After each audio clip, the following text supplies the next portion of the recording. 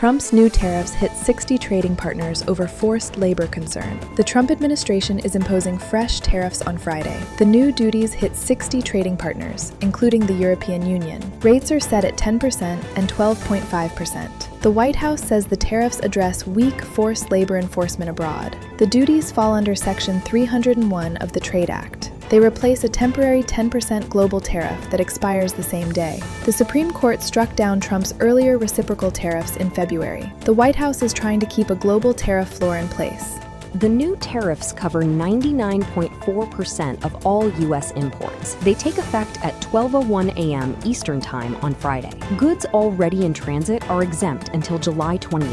A 10% duty applies to 17 countries. These include Britain, India, Mexico, Canada, and Bangladesh. Malaysia, Indonesia, and Pakistan are also on the list. 38 other countries face a 12.5% rate. China is on this second list. China has denied claims of detaining Uyghur minorities in work camps. The European Union, Taiwan, Japan, and South Korea get mixed rates. Combined with existing tariffs, their totals hit 10 or 12.5%. The U.S. Trade Representative Jamieson Greer defended the move. He said forced labor is both a human rights abuse and a trade distortion. A trade lawyer called the new duties a sledgehammer. For finance teams and importers, this reshapes the tariff map. Many goods stay exempt from the new duties. Oil, gas, fertilizer, and certain foodstuffs are off the list. Steel, aluminum, copper, and autos are covered under separate rules. USMCA-compliant goods from Mexico and Canada are also excluded. Several countries have already pushed back. Norway called the tariff baseless, citing its strong labor rules. Australia and Brazil labeled the move unjustified.